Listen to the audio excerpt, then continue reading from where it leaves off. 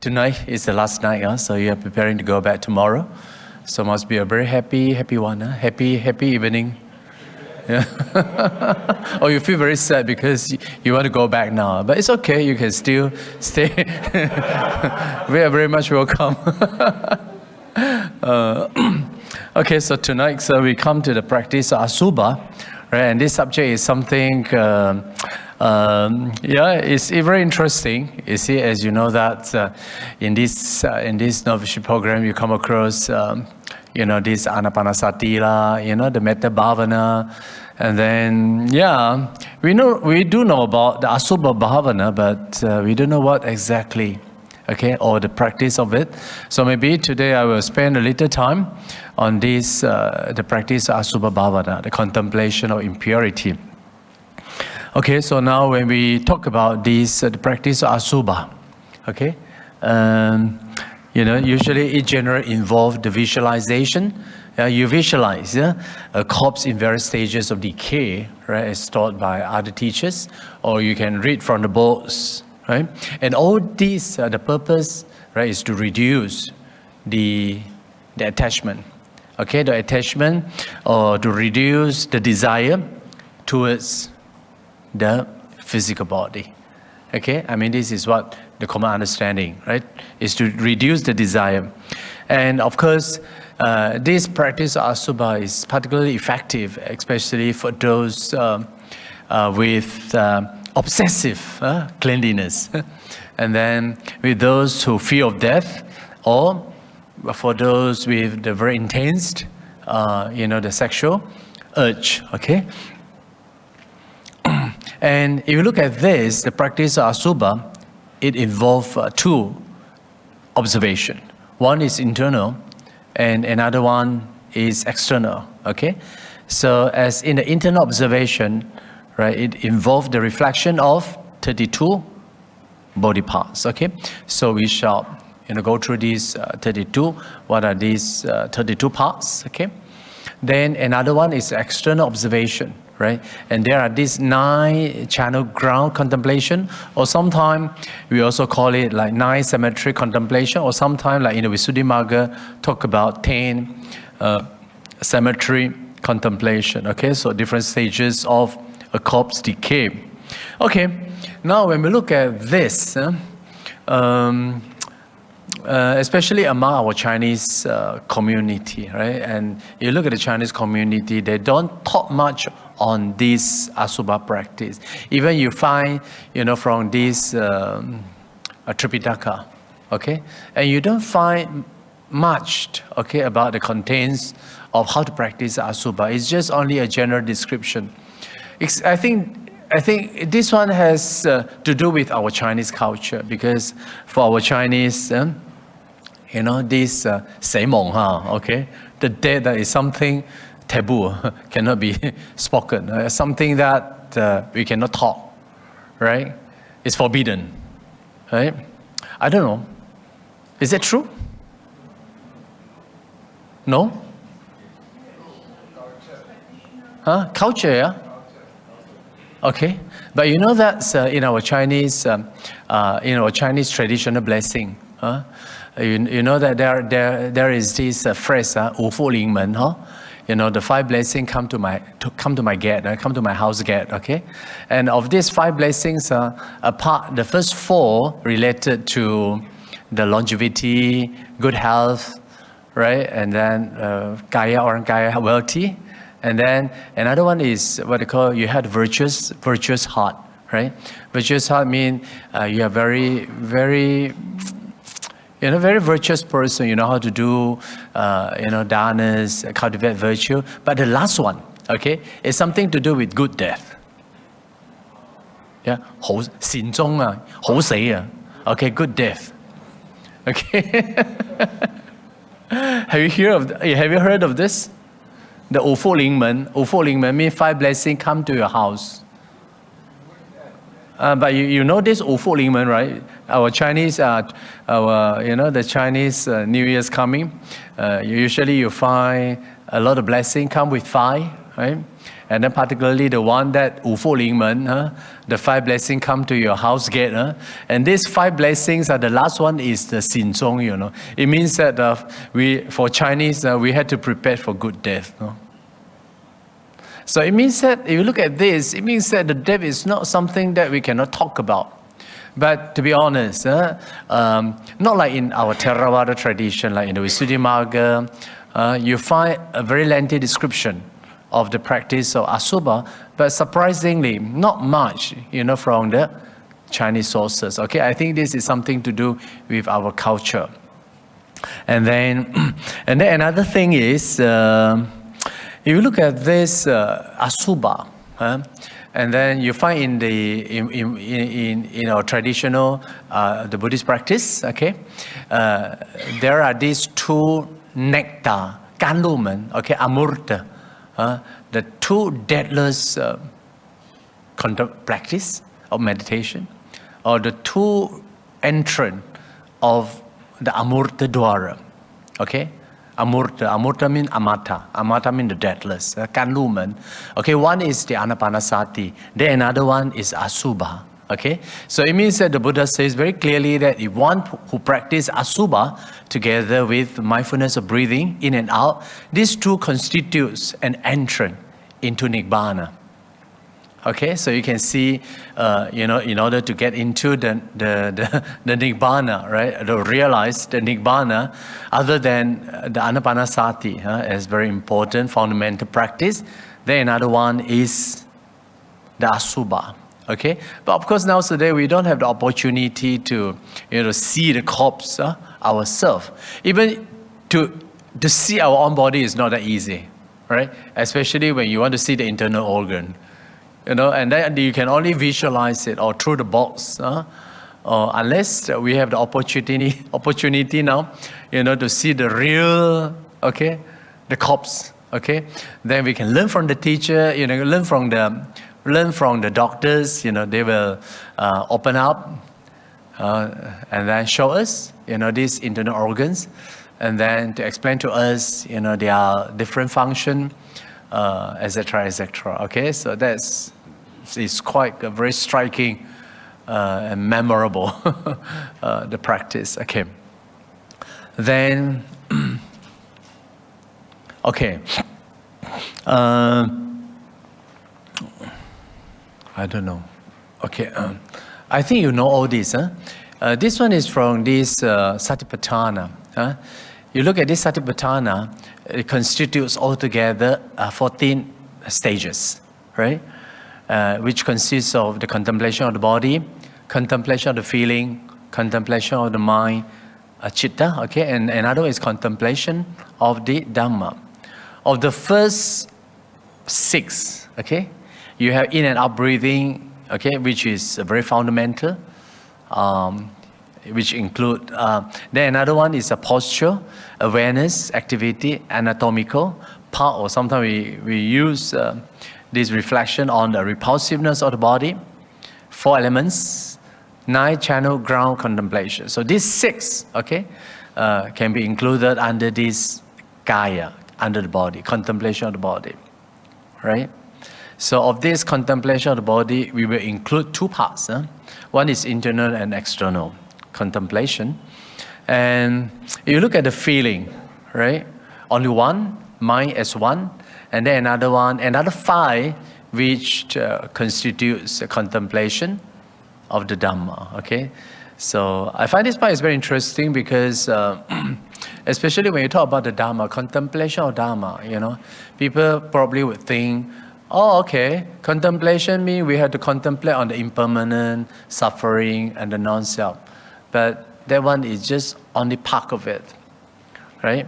When you talk about the contemplation of the Dhamma, we also have to know what are these 5 hindrances. Okay, this represents the unwholesome mental state of the mind. Okay, the unwholesome state of the mind means these are the defilements that disturbed our practice. Okay, so through the contemplation of the Dhamma, right, by understanding, okay, these 5 hindrances or any unwholesome Dhamma, then we can get rid of it.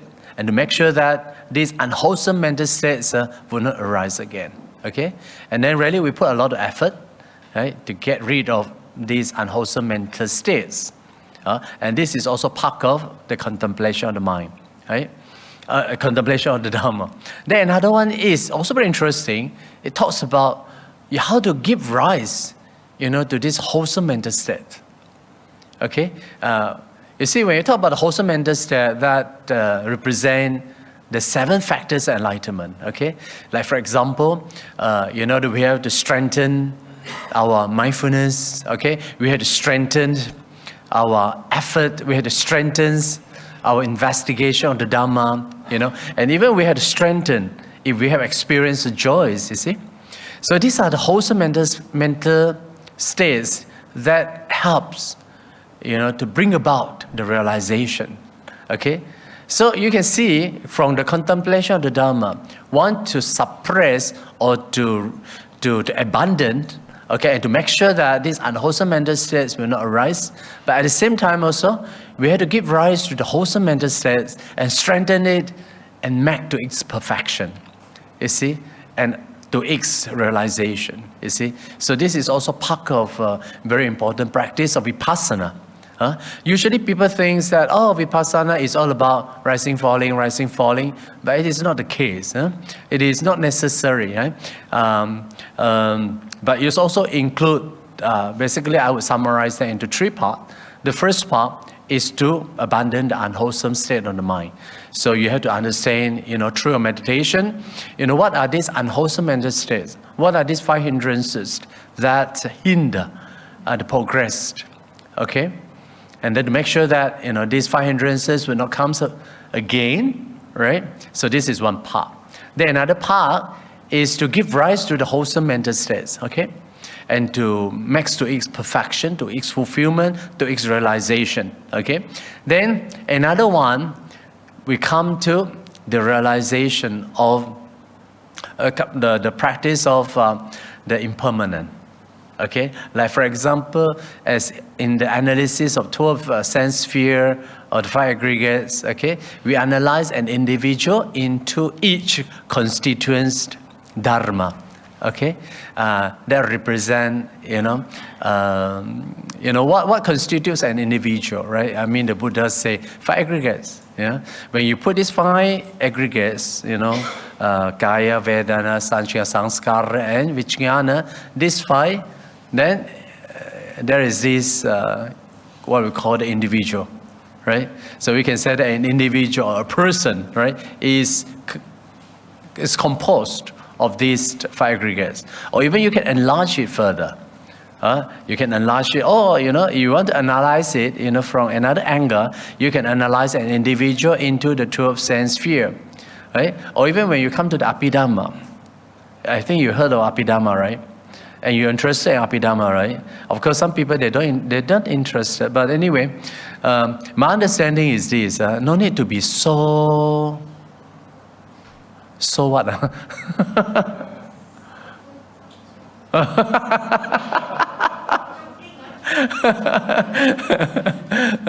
You see, in our Malaysian Theravada, we find a group of people, they are so much opposed to Abhidhamma, saying that Abhidhamma is not the words of the Buddhists, okay? And then, of course, everybody knows that Abhidhamma is compiled at the very latter period, right? But you also can understand like this. Abhidhamma is like a commentary.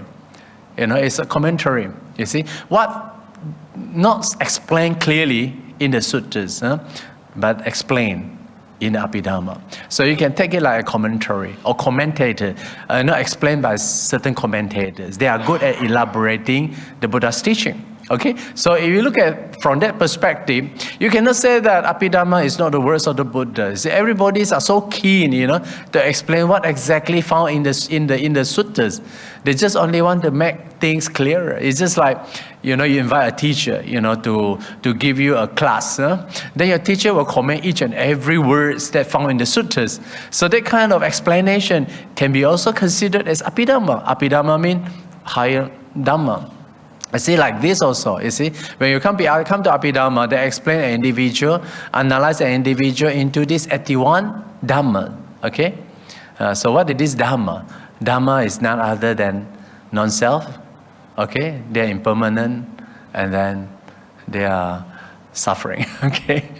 Okay, so these are the three. So once we understand like this, then it is not so difficult to understand the Buddha's teaching, okay? And okay, you look at from the first to the eighth, okay? You can say that the emphasis is more on the samatha, more on the calming aspect, okay? The stillness of the mind.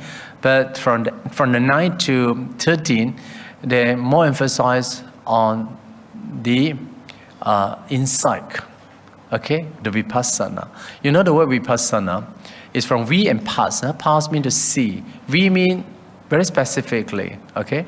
So it means that to see things very specifically, you are seeing things, from the perspective of anicca, dukkha, anatta, okay? So for a person who practice so earnestly, right, with all these trainings, with the samatha and vipassana, okay, with the understanding of all this, then one day, when the conditions ripen, you will see, 我睇到了啦, It means that you are seeing something, okay, that other people don't see, right? Other people see things upside down, but our seeing is very different because Buddha taught us we have to see, from another perspective, from the perspective of impermanent, from the perspective of non-self, and from the perspective of unsatisfactoriness, okay? So as your cultivate, strengthen, okay? One day, 睇到了啦. Okay, as you are seeing this truth, okay, then that is the moment you become an Arya, become a noble person, either Sotapanna, Sakadagami, or Anagami, okay, or Arhat. Okay, anyway, that is very interesting. So you can see that the whole of Buddhist practice, okay, can be summarized into these skeletons. So you can see that all these things require a lot of practice. It's not just only understanding, but the practice of samatha and vipassana.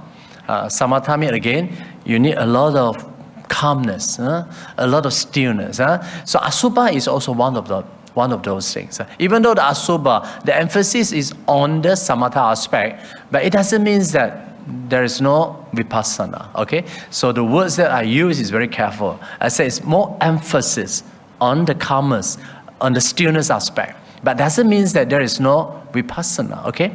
So when we talk about samatha vipassana, we have to understand one thing. There is no such meditation except it's called the samatha or the vipassana. I mean for Buddhist practice. For Buddhist practice, it's a combination of samatha and vipassana with the emphasis, whether emphasis on the samatha or vipassana. These two has to come together, okay? For example, like for the Asubha people, Asubha, okay? You see, the Asubha people is suitable for those with a lot of desire, attachment to the self, you see. So these people, you cannot teach them vipassana. Or you ask them, okay, let go, detach. They don't really bother. Though this understanding is quite true, but they are not receptive yet. Yeah? So maybe it's good teach them, okay, by seeing all these Asubha, they come to the state of calmness first. You see? Then from the calmness, then you start teaching them, okay, how you want to, look at this Asubha. How to contemplate the Asubha, okay, from the perspective of impermanent. So all these things comes later. You see, this is my method. You see?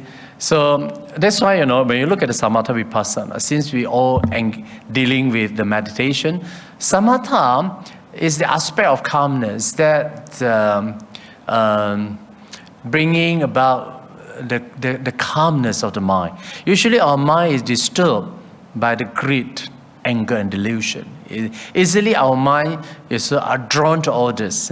If somebody is scolding us, our mind easily got agitated, you see, and then react very excessively, okay?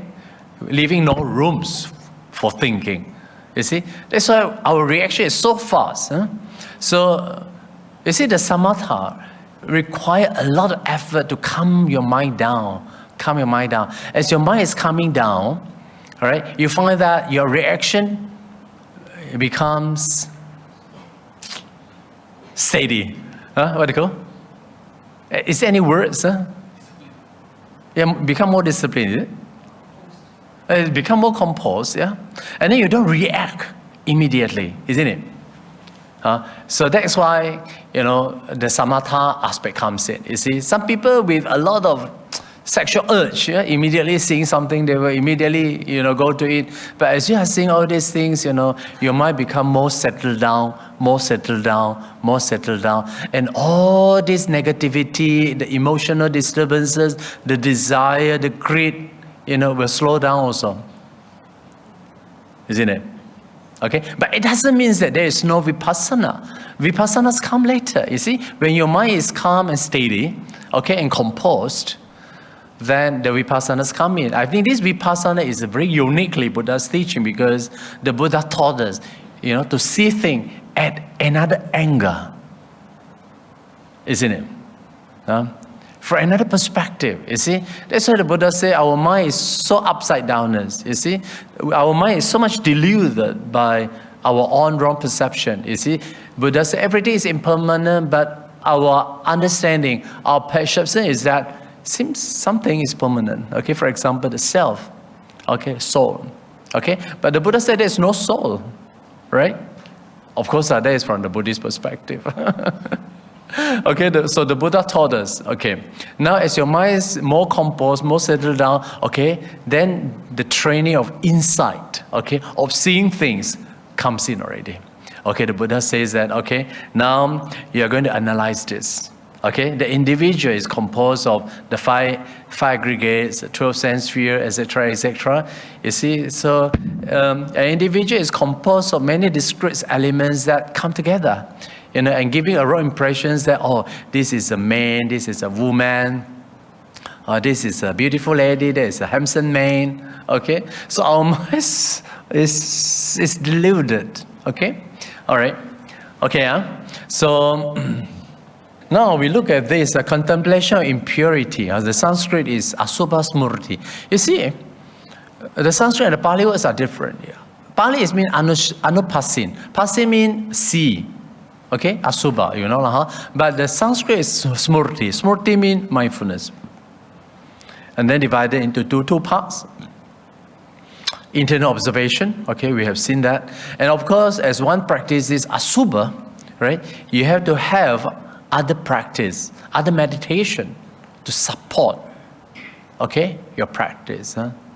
Okay, for example, the perception of disadvantages, the mindfulness of death, mindfulness of breathing, and loving kindness meditation. Okay, so these are the four very, very, very important meditation practice to support your Asubha. Okay. If not, sir, I think you will go haywire. So you see, this Asubha meditation require other meditation, okay, other methods of meditation to support. Since our Asubha practice within the Mahasatipatthana, maybe good we look at the introduction, okay, not detail. Just the beginning of the Mahasatipatthana. It says that, monk, this is a direct path for the purification of being, for the surmounting of sorrow and lamentation, for the disappearance of dukkha and discontent, for acquiring the true method for the realization of nibbana, namely the four Satipatthana. Okay, so you can see this Asubha Bhavana constitute two of very important practice for our purification of mind, okay, and for the realization of nibbana. Okay, so there is no single types of meditation that as you practice this, okay, you will get it. So it means that our practice involve a very extensive training, okay, of different types of meditation. But of course, these different types of meditations, they support each other, okay? Because our mind is so complicated, Yeah, I think the Buddha also realized that. Yeah, our mind is so disturbed lah, so restless lah, so greedy lah, so anger lah, so attached lah. You see, and so greedy, so egoistic lah. You see, so you see, all different. Our minds are so complicated. So we need different types of meditation or practices or understanding, right, to clear all this. Huh? Okay. Okay, now I think we can skip this. Okay, now you look at this. Why do we learn contemplation of body first in meditation? Okay, why we have to start from the contemplation of the body? Okay, and it says the physical pain is the most direct and hardest to endure, while mental content also brings feeling of suffering and happiness. Once people recognize the worry, grief, or pain caused by thought, they can immediately shift their mindset in various ways, alleviating the suffering as their thought change, right? Yeah, it's very easy. That's why we talk about the transformation. You see, being a psychologist, the counselor, when people experience a lot of pain, we can easily ask them, okay, forget about it lah, phong ha lam sai kam chap chao la. You see, yeah, probably that helps to certain people. Then immediately after listening to all this, then they feel so much good. But as to the pain, susah, right? That's why the safety of the body is so intensely clung to by sentient being. It is an instinctive attachment. You know why? Because it's a deeply rooted view of the self-identity. It's called the self-view, meaning belief in the real self tied to the body and not mind identity view. You see, why people have so much attachment to the body, I think it's because of the self-view, Sakkaya Ditthi. Okay, Sakkaya Ditthi, as if the pain is there, and the pain endure is longer than the mental, isn't it? So as if, that's why people have a wrong understanding of the attachment to the self-view as if it is something real, isn't it? Yeah. So as we practice, okay, then for beginner, mental phenomena change too rapidly. The thought arises and ceases moment by moment without pause.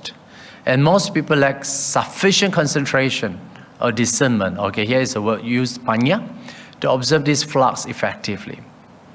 So in contrast, while the body also changes continuously, its transformation are relatively steadier. Bodily sensation of pleasure or pain also persist longer, making them more observable. And this relative stability is why body contemplation serves as the most suitable starting point for practice. Okay, so you see, if you look at this, the training of the Vipassana, okay? The training of Vipassana is about the understanding, the understanding of the attachment to the self, okay? So through the practice of Vipassana, we have to abandon the self-view, or the self-view, the permanent view, right? So we have to, through the analyzing the five aggregates, through the analyzing of the 12 sense sphere, or in the Abhidhamma, they go to each and every section to analyze. There is no self. Okay? You see, the whole of Buddha's teaching is all about, the analyzing of the non-self. You see, they put so much time, to analyze all these things. So that one day, as we practice the meditation, then we suddenly, 我睇到了啦 isn't it? 你睇到了係睇到乜嘢咧？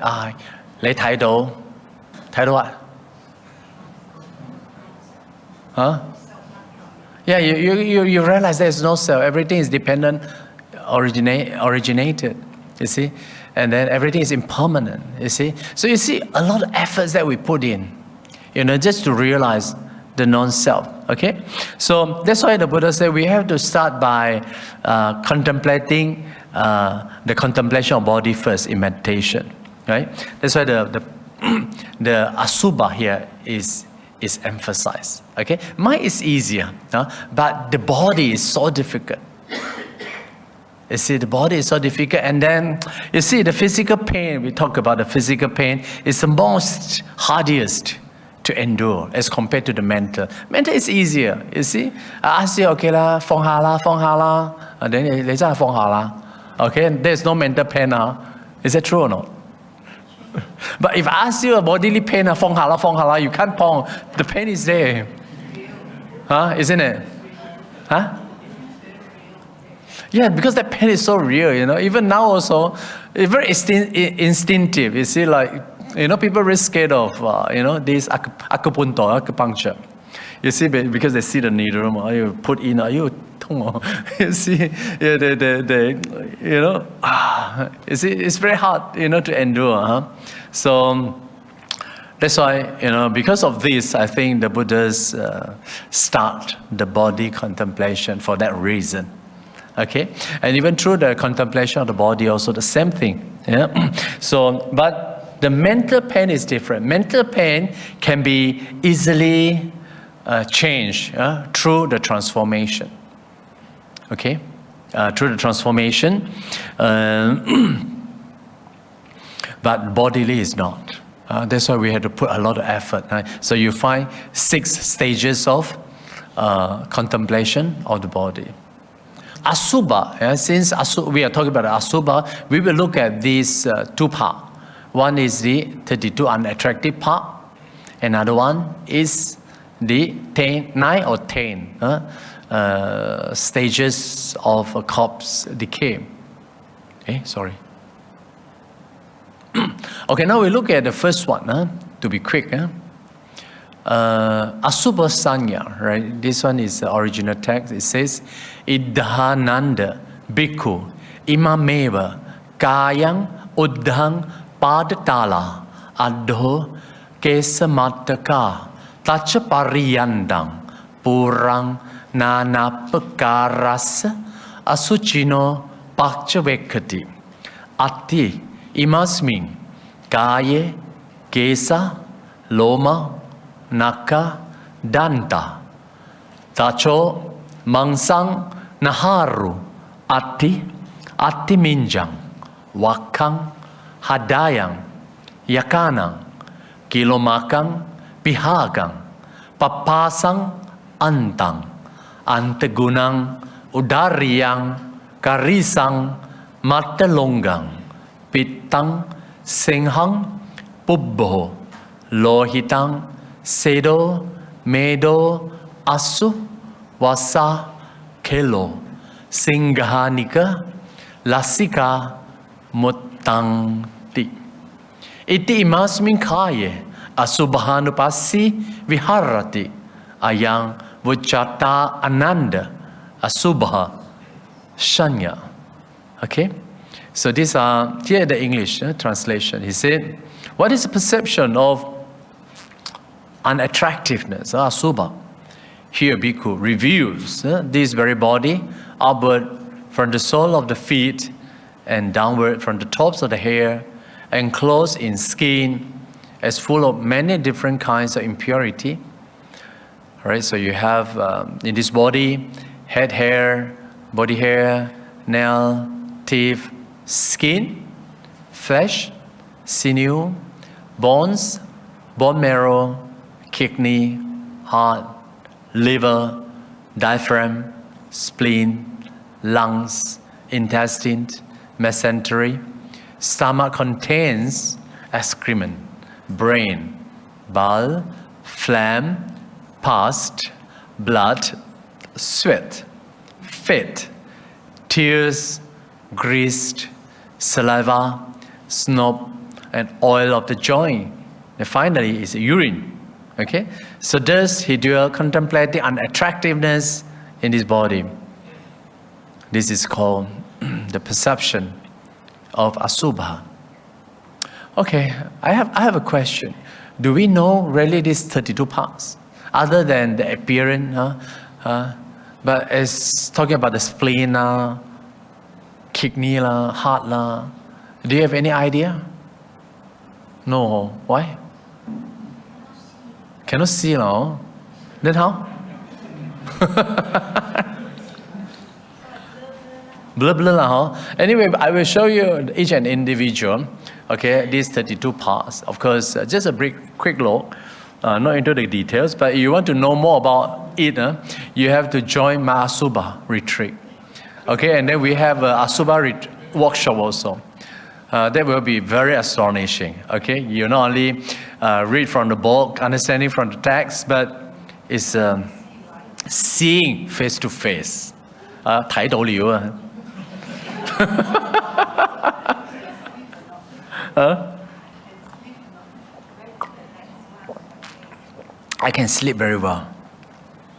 Okay.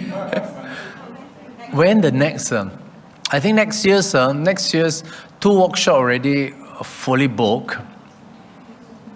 One's by the Singapore group, and another one is by Nalanda group. Singapore group will be in Chinese, but Nalanda will be in English. Okay, but I don't know whether they open for non-member or not. Yeah. Yeah. Yeah. Oh, then you join the member lah.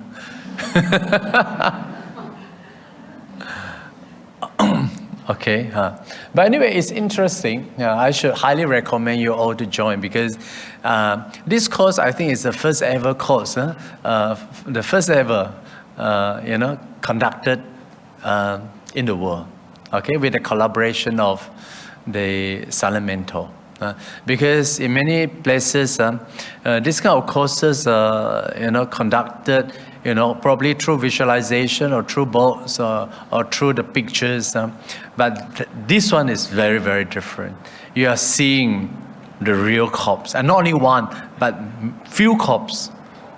Many, not many, but depending on the order. If we have 14 means 4 corpses. If we have 60 means 6 corpses. And then these people are really, they sacrifice, okay, and they pledged as the mentor. And then we know the background, and we have a lot of gratitude for them, high respect for them. You see, because they sacrifice their body, even before they pass away, they still think to give away their body, for research, and even for the use of the Sangha's training, for the contemplation, okay? Unlike in the Malayan university, only for the doctors, but this one is also for doctors, but they also have the courses called the liberal art. Liberal art. It means that this is a course open for the public, for the community, right? So it means that the community, especially for our Buddhist community, if we have studied this Asubha, probably this kind of course is suitable for them, and then also open for our Buddhist practitioners, including the lay community. So I think you shouldn't, waste this opportunity. Is this one the same as the Tzu Chi one? Tzu Chi one, no. Yeah, of course the same. In fact, the students, the teachers, they all move around. But this silent mentor is meant for, it's a non-profit organization. Okay? Of course, they offer courses for different field, for their research, and you find that the students, the professors coming from all around the world, right? And then but also they open this also for the public. Oh, because the Tzu Chi one is also it's called the Silent Mentors program. Okay, so how to practice Asubha in brief? Find a quiet place and assume a comfortable meditation posture. Okay, you still have to find a quiet place. And then we begin with mindfulness of breathing, right, to calm and the focus of mind. So you see that all this practice require a lot of anapanasati. You see, the breathing in and out meditation. Or probably you can also include the metta bhavana, okay, to soften your mind. right? Or you also can include the Buddha Anusati, right? The contemplation, of the Buddha's virtue, to overcome your fear. Okay, so you see, at this stage you can include, these different practices. Okay, and then later on, since we are focusing on the Asubha, as you have grounded, on this different meditation method, then you can gradually shift your attention to your body, or visualize the body. Okay, your own body, and visualize a body. Okay, then systematically contemplate the various parts of the body, focusing on their unattractive aspect. Okay, so you focus your own body first.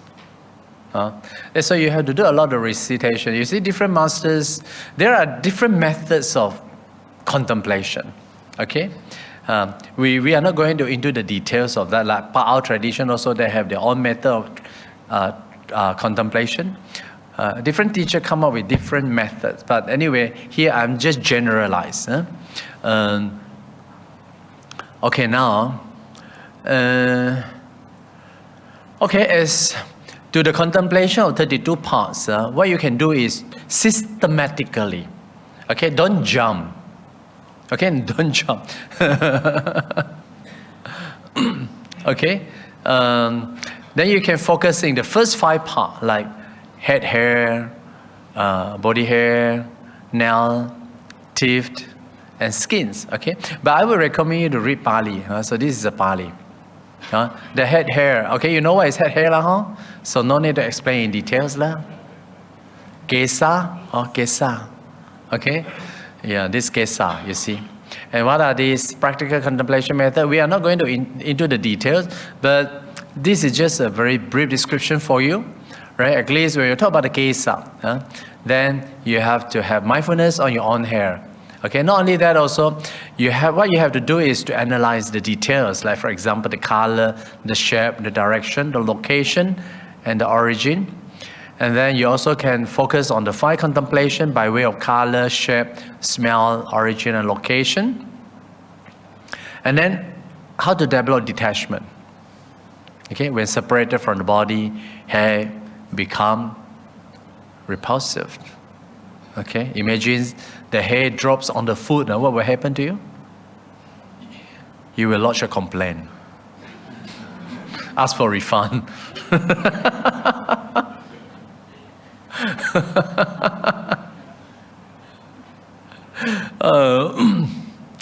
You see, our hair is really terrible, yeah? Head hair. I don't know whether the organizing committee here encouraging you to bring your own pillow or not. No, huh? Why? Pillowcase. Pillowcase also not bad, huh? But it's better still you bring your own pillow. You know why? Because people suffer the back pain and the neck pain. If they use a temple, usually temple they don't provide the pillow. Or even they provide the flat one. 扁扁的. Okay, but that is not my issue. I'm talking about the pillowcase. Okay, you see, when Brahma Vihara started, we are so kind, and devotees are so kind. They provide a very complete set. The pillowcase, pillow, everything's like that. Then after using for 1 or 2 times, we discovered that these pillows are not improper. You see, you can see the smell, saliva, and you can see the tinted color. You see, and then 真的，你不会去闻一下的咩？ Go and smell. That because the pillow is going to stay with you for quite a long hour. Okay. Yeah, I refer to the male one now. Male are not that.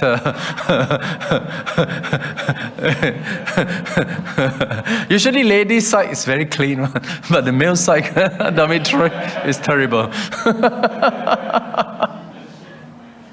not very much the what they call the health conscious. So anyway, then from day on, we said, Betty, maybe not to provide, ask them to bring their own. Okay, because people got disgusted, especially when the mattress have smell. People got disgusted and tried to lodge a lot of complaint. So from there on, I think better not bring your own. Now said everybody driving, so as you drive, you might bring your own things here, isn't it? Correct or not? Okay, yeah. So you see, this head hair case is quite challenging. Okay, challenging. So we had to keep cleaning the floor because hair. Isn't it? Then another one is body hair. Okay, body hair. It's also quite disgusting. Of course, see, all these require a lot of training. You see, like how to develop the insight. Even here, even though when we talk about this Asubha, it's more on the calmness aspect, but it also has the elements of the Vipassana. Like for example, when you're seeing the body hair as merely elements, they are not mind, not I, and not self, and subject to three characteristics: impermanent, anicca, dukkha, anatta. You see, so this one is a training of insight, of seeing the reality. Focus on the 20 nail. Where is 20? Where 20? Here 10, leg 10. If you are so keen and interested, I would suggest you to go to the Visuddhimagga. Okay, Visuddhimagga has a very lengthy discussion on all these things, but it can be very boring also. Yeah. Then they will go into where's the location, how's the color, how's the shape, and the origin location, where exactly the place all about. Okay, so this one is still considered easier. Then the teeth also. The teeth. Yes, danta. How many teeth we have for adult? 32. Okay, and you also observe the characteristics. You see, they are the white in color. You see, and then we have to. There are these 5 analyses, like by color, by shape, by hardness, by origin, by location. And again, how to develop the insight. You have to eventually, right? You have to contemplate these teeth are not mine, not I, and not self, merely elements subject to 3 characteristics: anicca, dukkha, anatta. Okay. And the last one, this is the first part, first section, and you had the tacho. Okay, skin. It's also quite easy to understand the first part. Okay, so remember what are these 5? I think for Samanera, you know for sure, right? When you have this ordination, your master will sure give you the teaching of this Asubha by enumerating the first 5. Kesa, Loma, Naka, Danta, Tacho. Tacho, Danta, Naka, Loma, Kesa. Okay? So you have to be so effective in memorizing all this. Okay? Not in this order, but also in the reverse order. People sometimes got stuck. Reverse got stuck. So you see, we have to keep memorizing until it becomes, we are so, they come so naturally. Okay? If not, it's tough. All right? So this is the first part of it. And then you also look at flesh. Flesh.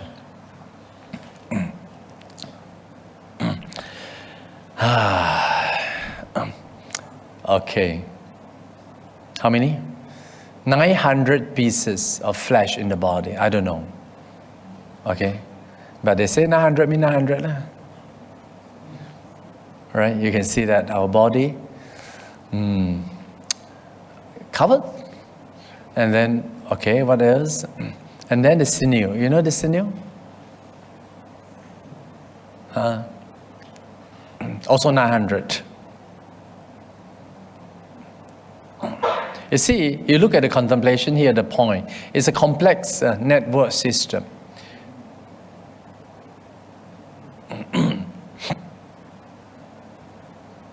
You see, this sinew is basically, has that elastic nature. You can pull up, and then it's quite elastic. So it's like a joint, huh? What do you call it? The joint connection. It connect. Huh? Huh? A tendon is it? Ligament 啊？它是筋哎，肝呐，肝呐。Is it 肝？哎，不是肝来 ，tendon 来个 ，like this one tendon. Is it a tendon? Yeah. You don't know, Then you have to come and see the body lah. As you open the body, you see a lot of sinew, a lot of tendons. Okay, that join one another. Okay. 那你也可以跟它拉出来，咚，弹回去。Okay, yeah. And then what else? The bonds. Bonds. Okay, it says that 300 bonds, but I don't know. We are not expert on this, but there are these 300 bonds. Okay, Ati. You see, they are the skeletons as framework. And then another one is the bone marrow. Okay, you know what is bone marrow? What's inside the bone?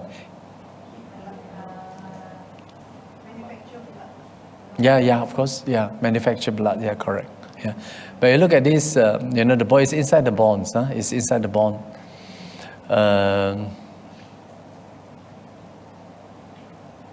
Yeah.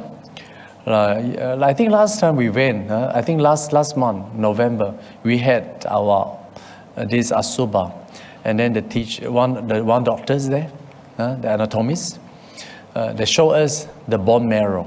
They cut the bone and then show us what inside the bone. Okay, yeah, but I think no need you can, I know most of you know bone marrow very well. Huh?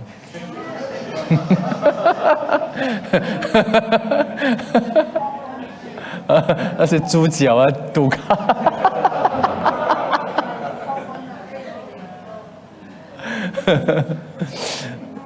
Huh?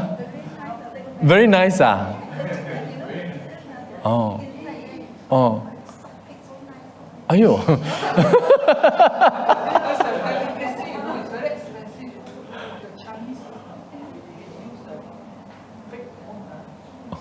Okay. Oh, okay. Okay, so it's not unknown to you, huh? Okay, now the kidney. Okay, the kidney. You see, the kidney, initially I thought the kidney is very big, but the kidney is very small. Okay, so we have two pair, right, the kidney. And what is the function of a kidney? It's a filtering purpose, filter purpose. So it's very smelly one, in fact, it's smelly one. Yeah. Yeah, filter. Huh? Dialysis, yeah. Okay. It's very small, very, very small. Okay, so you have to understand where the kidney, not is, but are, because you have one pair, two kidneys, one pair. And the color, okay, what is the color? The shape, so you can see, from this, very clear. Okay, again, you have to recite like Wakang, Atiminja. This is the second part. 6 to 10 is second part. Like Mangsang, Naharu, Atiminja, Wakang. Okay? Then again, you have to reverse from Wakang up to the first. Wakang, Atiminja, Ati, Naharu, Mangsang, Tacho, Danda, Naka, Loma, Kesa. Okay? Okay, now we come to the third part. Hadayam. Okay, Hadayam. Sing Hadayam. Okay, you know where is Hadayam, huh? You see, they open up the whole chest. Okay, and you can see each and every one, see individual organs. Okay,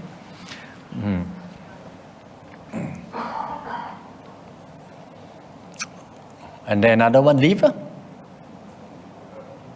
You know where is liver, right? Liver is very big, no? Totally up, very big. Liver. What is the function of liver?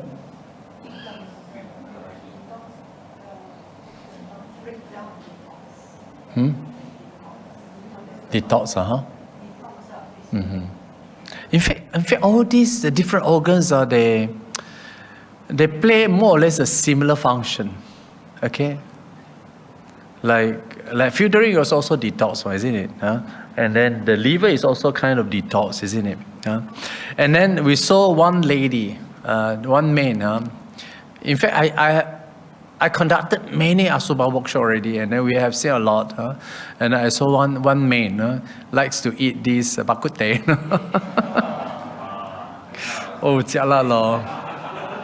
The bak kut teh, that old man, when open the body, you can't even see the organ. All wrap up, everything all wrap up. And then the doctors open up and close. Because cannot use that body for research. Because all wrap up already. All fat, kia si lang. And not only the fat people, the thin one also having this problem. So, but of course, it's easier. If you cut the liver, the liver will grow by itself. So, yeah, liver. You can cut half, and then you protect the liver will grow back again.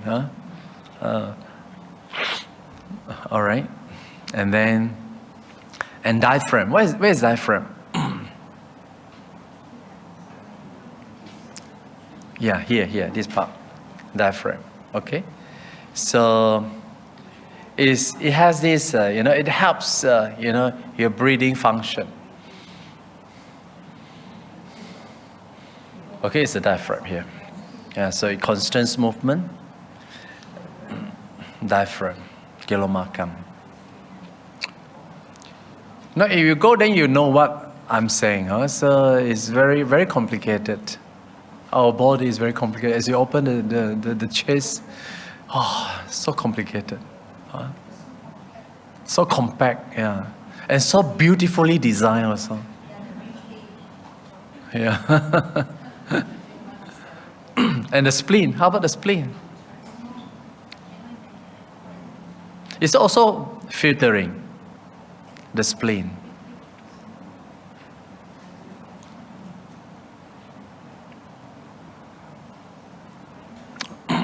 Spleen is not that big, but it's behind.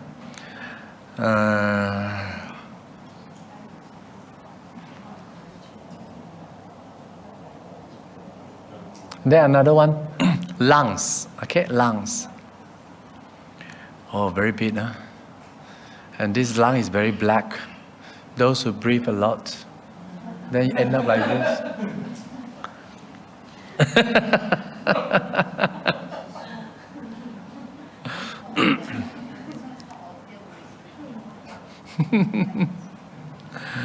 Okay, lung, So not much we can talk about it because I want to show you so many other things also. Okay, now this is the third part. Okay, so the third part is like this. As you practice, you have to recite like Hadayang, Yakanang, Kilomakang, Pihakang, and Papasang. And then you have to reverse, no? From 15 to 1. Imagine that requires a very focused mind. You cannot jump, no jump. Okay, so you have to remember each one by one, like Papasang, Pihakang, Kilomakang, Yakanang, Hadayang, Wakang, Atiminjang, Ati, Naharu, Mangsang, Tacho, Danta, Naka, Loma, Kesa. Okay, so this is the third section. Now then, the large intestine. Okay, you know the large intestine, In large intestine here, they store a lot of what they call the waste processing, Tapian, Okay, all will be stored here. So last time we went, we are a bit naughty. We ask the teacher, go and cut what's inside the intestine, because, and then the cut, okay? And then we can see a lot of this, the feces inside the intestine, okay? And again, out of respect, for the body, you see, so all these things we have to put back again. But anyway, to show us that, our intestines is storage of all these feces, It's quite similar to the sheep, Yeah, but it's bulky. yeah. It's an impurity container. And it's a very big one, It's a very big one. This is a finer, Then you have another one, more intestines, More intestines. So you see, this more intestine is more on the food processing, all the nutriments extraction. So all the foods after coming to the stomach, and then from the stomach go to the intestine, right? And the intestine will absorb all different nutrients and processing the food. And then the waste will go to the large intestine. And then you have the stomach. Okay, the stomach here. You see, our stomach is very small, but it can enlarge and can become bigger. Originally, our stomach is very small. Though with a very small stomach, want to keep fit, but if you eat more, it can extend, very big one. Okay, it's a food. And then another one, offices. I didn't no need to teach, And then another one is brain. So yeah, last month, the Professor Chin also, remove the brain and then take out all the brain. Yeah, because our skull is so hard, and then they have to use the soul, to like that. And because I'm a bit curious, because that Salamento said he has a brain cancer, and I'm a bit curious. I said, how's the brain cancers like? You see, then I asked, can Professor please open the skull so that we can see what's inside the brain. And then he opened up, and then noticed that nearly 2/3 of the brain is infected by the cancer, and then the color become, the proper one is very beautiful one, but then it's become a mess already. You can see that the person who suffered a lot before he passed away due to the brain cancer.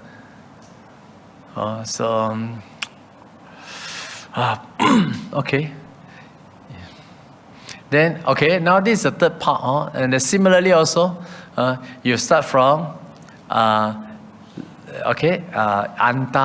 Antagunang, Udariang, Karisang, Matalonggang. And reverse, okay, from 20 to 1. Then 21, the Bal, or Tan. Tan is very small. Tan, very, very small. Okay, so it's basically, it provides the fluid for the digestion of food. Digestion of food. And then you have the phlegm also, phlegm. Phlegm. It has this protective function. You see, when we vomit, phlegm, 咳嗽, 咳, is it 咳嗽吗? 痰, phlegm. The phlegm, people thought that the phlegm is from here, but it's not. The phlegm is just from the stomach. Yeah. So it's very long, no? Yeah, very long. Okay. Then another pass, okay lah, how pass? Not so difficult, Then another one is the blood. Blood. Okay, it's a life-sustaining role, constant flow. And then another one is sweat. Hey, where's sweat? Sedo.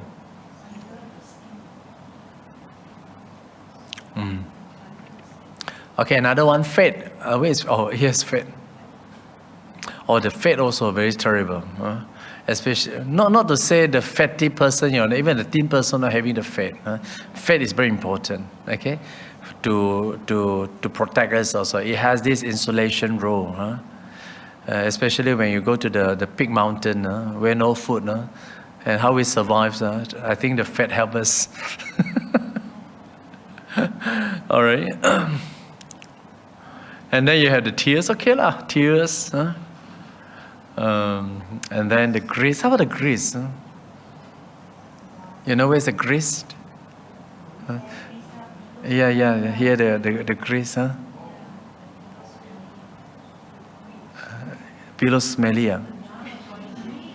Yeah, our body also, our hair, head hair, also produce a lot of grease. Because of that, the pillow be smelly, is it? Oh, no wonder, No wonder Buddha include this as 32 parts. So it's better to bring your own pillowcase.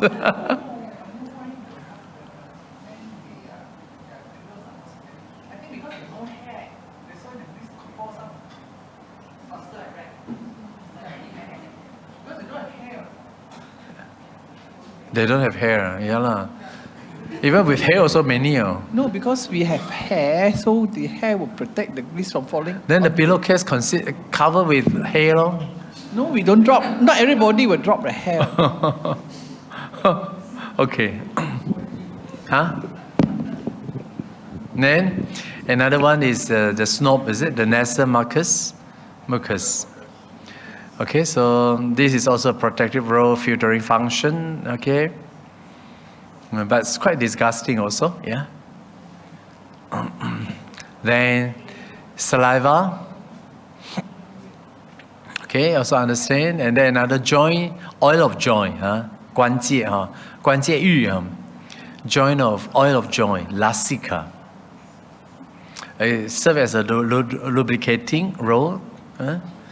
Then another one is your urine. Okay, like urine, you know, it's quite disgusting, yeah? Okay. So these are all the 32 very unattractive parts. Okay, so all of this, we had to reflect. So the earlier section is more on the contemplation, more on the understanding, the function, and to recognize each and every single 32 parts, okay? Then after that, you contemplate on the impermanent and the decay of the body, okay? This one is more on the vipassana already. Though we have said, though the Buddha's teaching on the samatha aspect, but it doesn't mean that there is no vipassana. It's more focused on the calmness aspect only. Here, you still have to contemplate on the impermanent, right? As you look at it, right here, the diploma of vipassana here. So you have to say, this is not mine, not I, not self. They are just a bodily wares, and subject to anicca, dukkha, anatta. Okay. And then you have also another one. Here is found in the Satipatthana. It said you have to maintain a balanced, non-attached attitude. Okay, the example given here is a bag full of grain and beans. Okay, so especially when you examine the grain and bean, right, it is unlikely to provoke any emotional response. Right? Similarly, when you're observing the body, you should practice with a balanced and non-attached attitude. Okay, of course, people went to this silent academy. At first, I remember, I think last 2 years, I have, before entering, you have to change the PPT,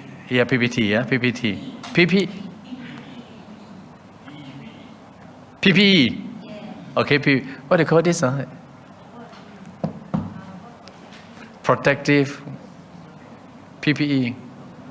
Anyway, we had to change, okay? And then we had to wear the glove, we had to cover ourselves to protect ourselves and to protect the body also. Okay, so before going, my body is shivering, Of course, very cold. Not only that, Yeah, because we are about to see the body. So that kind of fears eventually arise. Okay, and then after that, as you are seeing, analyzing, study one by one, all these things, then that kind of fear gone already, because you don't see it as a body already. You see it as an individual part. Okay, and then as you see individual part, then your mind become calm, become very steady, especially after lunch. Right, we do a little bit of contemplation, we do a little bit of loving kindness meditation, and we find, we have a radiant mind.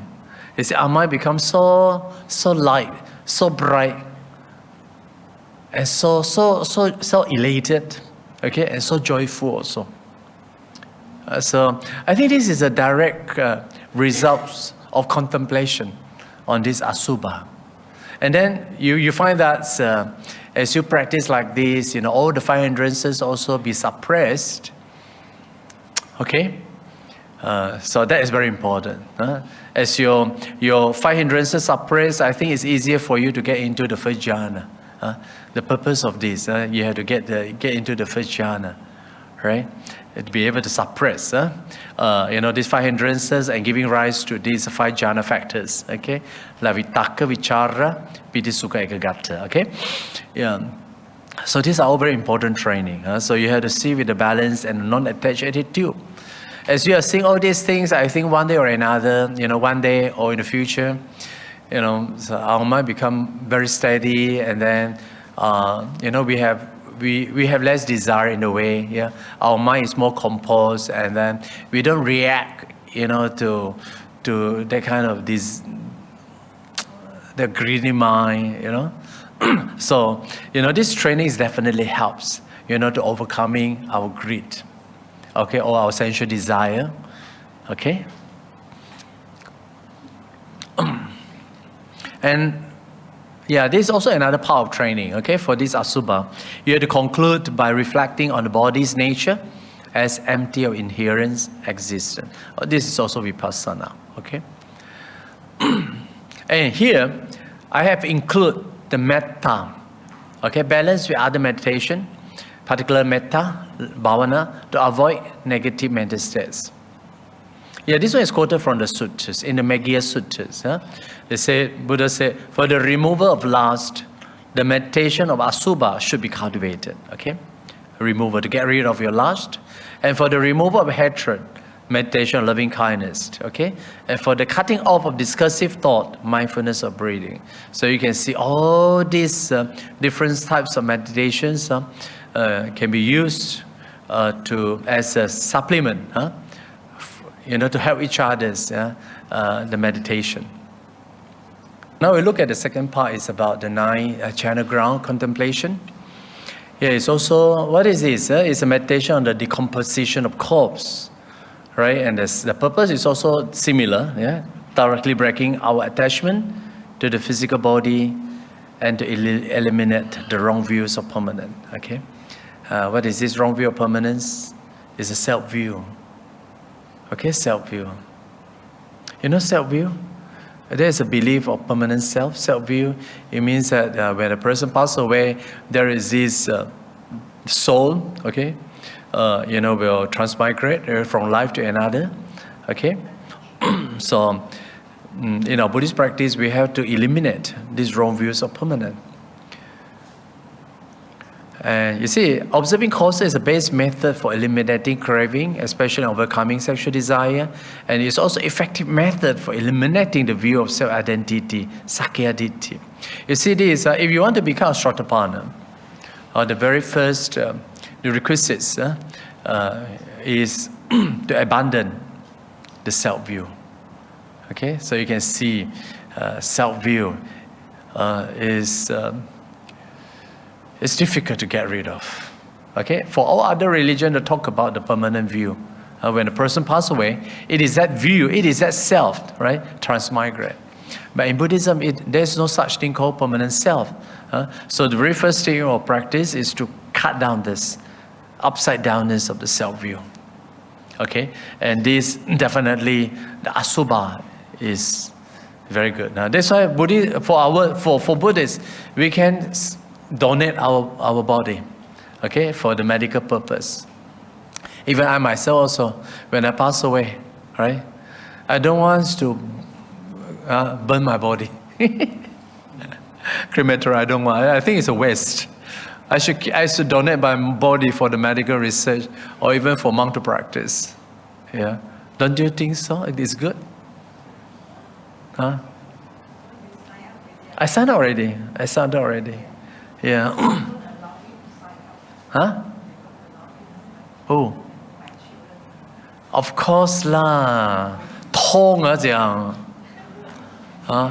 But as you know, if we put into the crematorium, the burn also more painful lah. I might as well give to for the good use. You see, if, put the body, into the good use of it. 哎呀，所以也是很辛苦哦。You want to do good things, but they don't agree. But it's okay. Fight for it.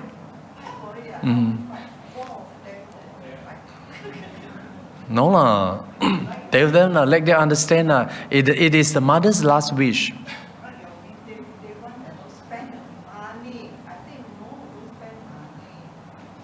Huh? Spend money for what? Spend the money to buy the coffin, buy all. I say all these are nonsense. I don't want. 哎呦， What for is that? 很多虫嘞， When you're 千百亿 alive, 化身嘞。 alive, you are good to me. It's okay. You are mati. Yeah, What lah. you want to be? Another 5-10 years, your corpse also missing already, gone already. Yeah, I was invited by people, to go and chap gum, chap gum, Then I look at it, 身體冇咗啦, but only remain the clothing. The clothing can last 10-20 years, still okay, and never decay, but the body is decay so fast. The bone also gone. And all what remain only the skeleton, the skull only. But all the body, everything gone already. Only the skull remain. Yeah, the bone also gone. Very fast, only 5 to 10 years are all gone already.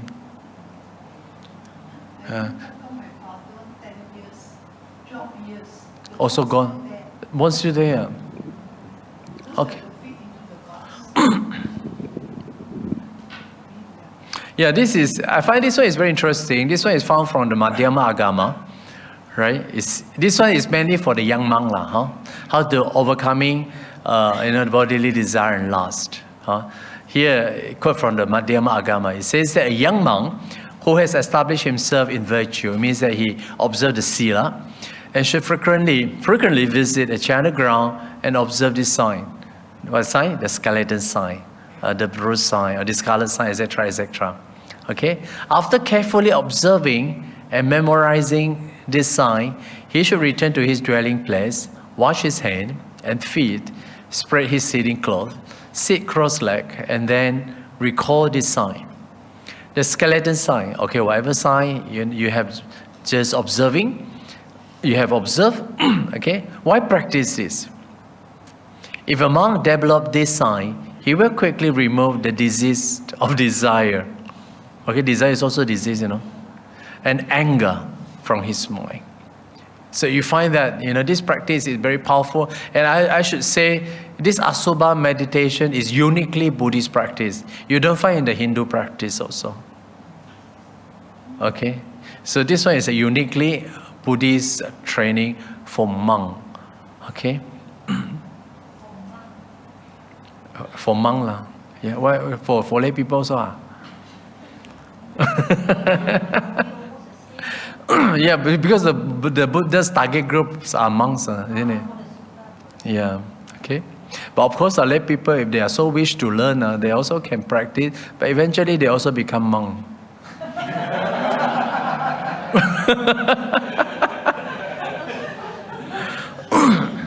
Okay, so you see. Okay, now we just have a quick look at this. Okay, so this one is Visuddhimagga. You find this 10 different stages. You had the blotted sign, and the blues, black sign, festering sign, a split sign, the what do you call it? The gown sign, is it? A scattered sign, hack and scattered sign, blood stain sign, womb infested sign, skeletal sign. Just have a quick look at this. Yeah, so this is the one. It's a blotted sign. Yeah, this one also we find in the operating theater, especially certain corpse. You can see, the bodily change already. They become so ugly. You see, last month we went, we saw 4 corpses. You cannot distinguish them already, but they all look alike, similar. But you look at the photo, wow, so handsome, so beautiful, but you look at the body, yeah, so this is life, no? And then not only that also, you smell it also. You smell it. And then another one, the bluest, black, 淤青, ocheng, no? And then another one is the festering sign, 吐血, Then you find the split sign also. And then another one is, 怎么看不到? Because 看不到. What is festering sign? You see the decomposition has begun already. 看了本驚.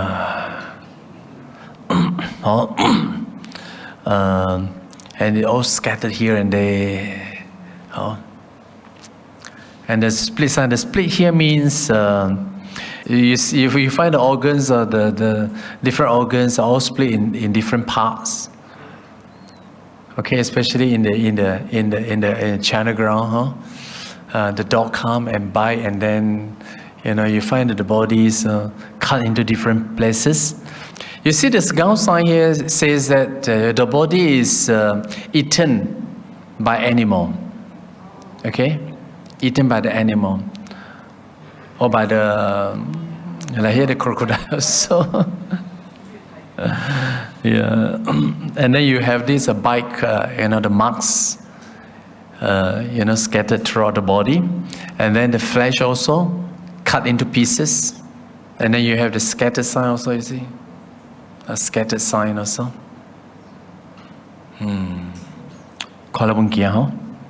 The hack and scattered sign. Wow, hack and scattered sign. It means that they're cut into half, right? And then the body cut into pieces. And then you have the blood. These are all different stages of the composition of the corpse. Definitely not in the sequence, but you find all these different stages of the composition. And the blood stain also, sign, lohitaka. And then you have this, the worm infested sign. And you can see that the worms is coming already. 这个是千百亿花生哦，掉切惊. The womb infested. Finally, you have this skeletal sign. What remain only the skeleton. Okay.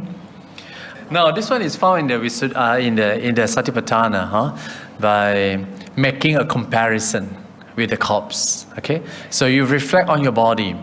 This body of mine, now full of life force, is of the same nature as that corpse, subject to the same destiny. It cannot escape death and decay, and it will inevitably move towards death, decomposition, and rot. So the practitioner makes a comparison, upasangharati, between the own body and the corpse they observe in the channel ground. Okay. You see this body full of life, but that body rotten. You see, one day, my life also like that. Okay? So? How so? You also don't know, lah. Yeah, lah. So it's to learn to let go, isn't it? To detach, isn't it? And it's very powerful ingredients, huh? Okay, here talk about the negative effect. Negative effect. You see, the Buddha taught this Asubha meditation, right? And some bhikkhu end up harming themselves, okay, due to the improper practice. So the Madhyama Agama suggests that many bhikkhus, due to practicing the contemplation of impurity, became so disgusted with the body and considered suicide. And afterwards, the Buddha not only addressed this behavior, but also changed the meditation instruction to mindfulness of breathing. You see, so it's not necessary, it's not everyone can practice Asubha Bhavana. Okay, some people will go to the extreme and commit suicide. Okay, because they find life not meaningful. They commit a suicide. And then Buddha said, okay, then you give up the Asubha Bhavana, switch to Anapanasati. Okay, this one is found in one of the texts.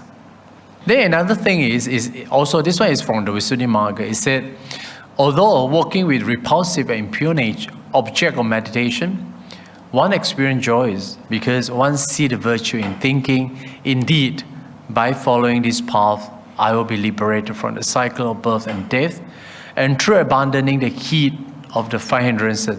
It is like a person who cleans excrement. Although working among fields, they feel joy seeing the benefits of earning more wages at the end of the month, okay, when the payday comes.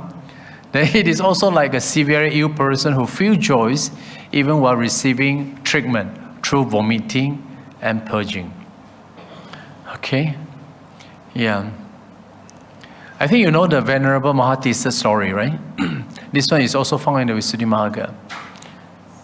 Have you heard? Yeah, the story is like this. Mahatissa, he was he practiced the the Asubha meditation. All right, and then it says that he used to contemplate on this the skeleton, the practice of all this Asubha meditation. Right, then one day he was going for alms in the early morning. And then he saw a lady, a woman coming towards him. And then that lady, while looking at him, as he was walking very, very, very calm and very quiet, that lady smiled, that woman smiled at him, laughed at him. What happened to these monks early in the morning in the dark, walk very calm, quiet, what happened to him? Then he laughed at the monk. So while she was laughing at that monk, the man immediately looked at her, got enlightened already. 睇到了. Okay, so that is his moment of seeing the truth. The truth of what? Huh? Oh, no, I'm just cut short my story. Cut short my story, okay? Yeah, so the woman, rushing, yeah, and then the woman saw this monk, coming to her side, right? And then the monk was very quiet, and then walking mindfully, calm, very quiet. And then the woman, laughed at her, laughed at the monk, Mahatissa. Then the Mahatissa looked at her teeth, then got enlightened already. Of course, the enlightenment means he attained the first Sotapanna. Okay, to attain the Sotapanna, first of all, you have to get rid of the self-view, right? So there's this very interesting. Not only the first jhana, so I read the suttas. Not only Sotapanna, he attained the Arhat also. Yeah, Arhat, I think. Yeah, Arhat. You can see that his mind is so steady, and already the insight is so strong, so until he see the lady's teeth white in color, and immediately taking that color and they contemplate again and again and again as impermanent, as non-self, right, as unsatisfactoriness, and that very moment, he became Arhat. Okay, I mean, this is what the sutta says, the Visuddhimagga says, okay? So, that's why when I use the words vipassana, through the training of vipassana, as you practice all along, for some time, when conditions ripen, then taidola. Taido what? You see the truth of impermanent. You see the truth of non-self. you see the truth of unsatisfactoriness. Okay? Then later on, the monk continue. Okay? Monk continue. There is nothing special like after becoming Arahat, you know, the whole body becomes shining forth like that. No. It's still... when I was young time, you know, I thought, you know, one become an Arahat, your light, your body will give light, radiant, but it's not, right? It's not. I mean, that was when I was young time. I dream of becoming Arahat, and I thought Arahat can be attained like that. But I know that is impossible. Okay. Then the monk still continue walking, right? And then that woman husband, right, chasing her, and then saw Mahatissa. Did you see my wife passing here? Then this Mahatissa said, I only see the skeleton on it.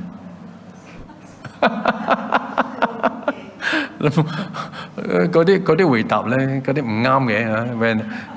When the man asked about the monk said, I only see the skeleton. And the monk also like that. What happened to you? And then they run away. Okay.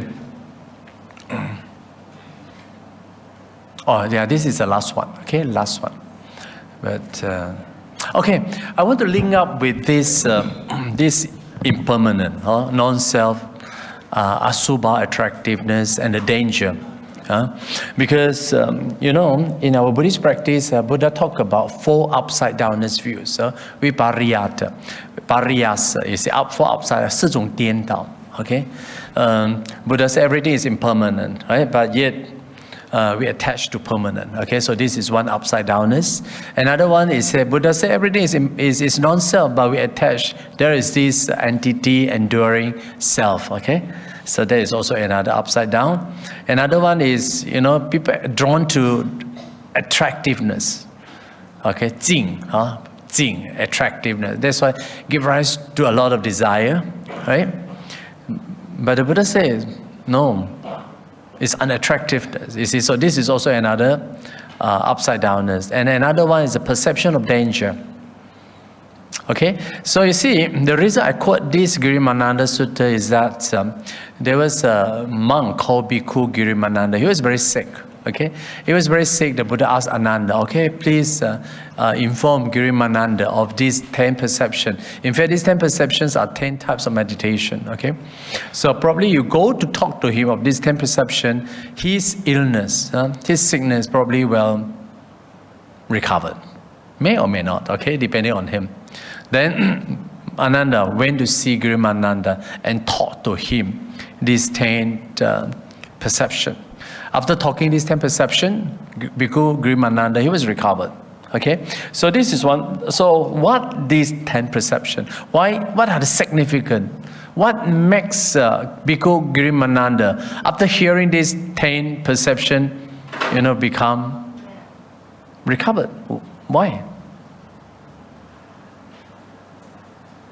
You know what's the reason behind? You see, a lot of people got sick. Okay.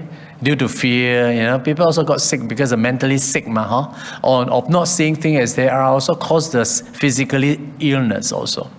You see, because our body and mind, you know, working together. If our mind sick, also our body also sick. Yeah, body sick also can cause the mind sick. Yeah, for ordinary people. That's what the Buddha says. You know, yeah, your body is sick, but don't make your mental sick also. You see, but for ordinary people, when their mind sick, their body also sick. You see a difference? Okay, so why that Bhikkhu Girimananda, his bodily sick because his mind is sick. Okay, because he sees something wrongly. Okay, that's why the Buddha thought, asked Ananda to teach, Bhikkhu Girimananda of the first 4. These first 4 perceptions are related to the vipassana. Okay, vipassana. Teach this monk to see things as they are. Okay, to see, the impermanent, to see the non-self, to see the unattractiveness, to see the danger. Okay. Then also later on, the Buddha also asks. Then you have the abandoning. What is this abandoning? What is this abandoning? You see, when we talk about this abandoning, is related to related to the what do you call related to the what do you call the habitual tendencies. Okay, when you talk about the habitual tendency, you talk about the greed, hatred, and delusion. So we have to abandon these defilements. Okay. The first four is also defilements, but they are the cognitive defilements. Cognitive defilements, they are the way of seeing things wrongly. And Buddha said everything is non-self, but you attach, you believe there is a self. So this is one type of defilement, isn't it? Wrong view. Yeah, wrong view. Yeah. So the first five basically pertain two types of defilement. One type of defilement pertaining to the way of seeing things. Okay, seeing things wrongly. Then other types of defilement pertain to the defilements pertaining to our habitual tendency. Okay, you got it right? Like greed, hatred, delusion, and what you call the pride. Yeah. So then another one for 6, 7, 8, 9. In brief, I generalize it. They are pertaining to the nature of Nibbana. Okay, the Buddha says, as we abandoning the defilements, as your mind comes to the stage of calmness, right, you will experiencing what is nirvana. Okay, and how is this nirvana? Nirvana is that of the nature of dispassion, of the cessation, of non-delight in the entire world, or the perception of impermanent in all conditioned phenomena. So these are the nature of Nibbana. These are the experience of Nibbana. Nibbana doesn't mean we have to wait until we pass away. Okay, Nirvana also can be experienced here and now. Okay, as we overcoming these two types of defilements. Okay, these two categories of defilement.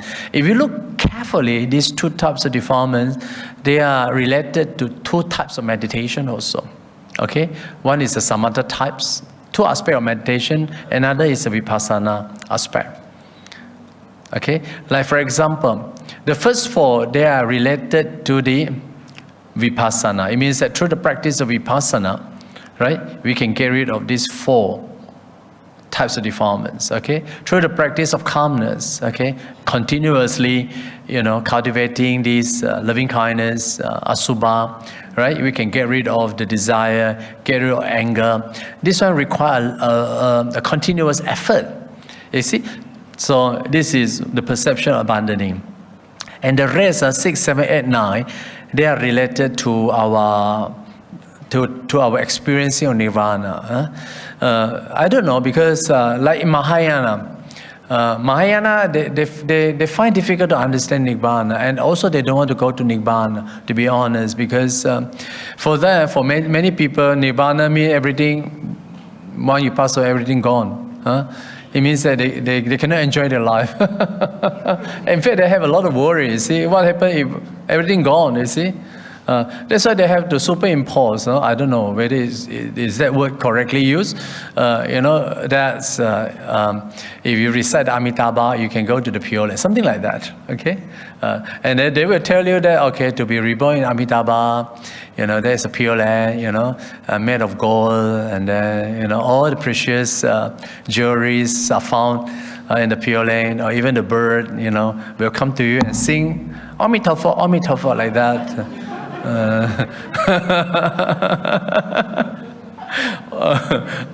I mean, this is my description anyway. I think it's quite true. You see, so they have a very clear picture. Make people, very eagerly to go to Pure Land. Okay, but you said Nibbana, 乜嘢都冇，咁去嗰度做咩啊? You see, that's why people are quite reluctant to go there, except Theravada. But it doesn't mean that there is no experience of nirvana. You see, like in this case, or even in the Satipatthana, you see, in the Anapanasati, right, talking about the 16 stages. Okay, and the last 4 stages, besides experiencing the impermanent, other 3 they are the experience of nirvana also. Like you're experiencing the cessation, experiencing the dispassion, experiencing the letting go. Okay, so these are all the experience of nirvana. Imagine that one who experienced the nirvana, you see, their mind is very firm. Okay, there is no return gear, right? So it means that his mind is inclined towards, completely towards nirvana. Okay, the inclination. So this is Dhammachanda, okay, as opposed to the Kamaraga. Yeah? But the Chinese translation translate these two, make no difference. One is Fa Yu, another one is Tan Yu. You know, the word Yu there, you know, that Yu can be very misleading, you see. But the Pali words for the Kamaraga is bad one. But the Dhammachanda is a good one. Okay, Dhammachanda. Okay, when you talk about the Dhammachanda, means that your mind is very steady, very firm, inclined towards nirvana. Okay, so that is chanda. So we have to have the inclination, you know, towards nirvana. Okay, how to do that? Okay, through the practice of samatha vipassana. As we practice a samatha vipassana, okay, we are guided, you know, to understand the nature of reality, and we were also guided, you know, to slowly attenuating your defilements, okay, until your defilements are completely abandoned, okay. Then only you will experience the perception of dispassion, the perception of cessation. These are all different aspects of nirvana. Okay, so I think the experience of nirvana is very important. If no experience of nirvana in this life, you wouldn't go to nirvana. You don't like to go to nirvana, and you're scared of going to nirvana. And at the end, also you will also request for the peace of Amitabha chanting.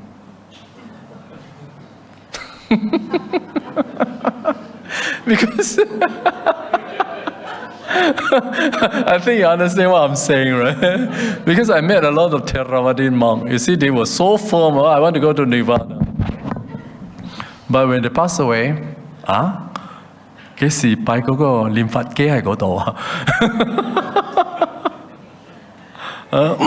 anyway, it's just a joke, we don't mean to criticize, but you know, we just ponder, what's wrong with our practice? What's wrong with our practice? Okay, so you can think deep about it. Okay.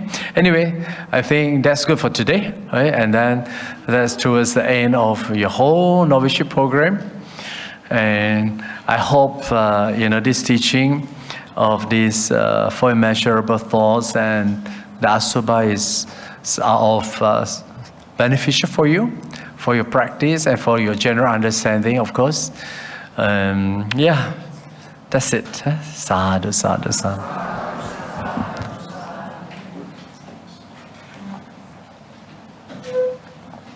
So much of knowledge for you to inspire to practice more in the renunciated world. So he shared enough of inspirational things, I think, about life to make you understand the Dhamma as well as the life. So thank you very much for that sharing, Venerable. Okay, sadhu. We have to share your, for 9 days, for 8 days at least you have been practicing here, and whatever the good merit that we developed, we shared with Bhante. Oh, thank you, sadhu, sadhu. I rejoice.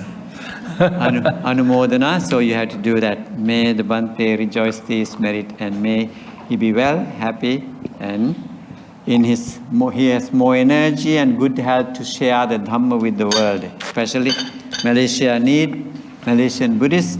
So he is from this Malaysia. So he is sharing the Dhamma. We need more of Malaysian sons and daughters to be in the... Reminder for you. Yes. Ready. I was sharing all these days, encouraging them to, share the Dhamma. Be a practitioner and share, learn and get ready to share the Dhamma with the people. So that's the greatest dana that you can give. Okay? Yes, please. Pay respect.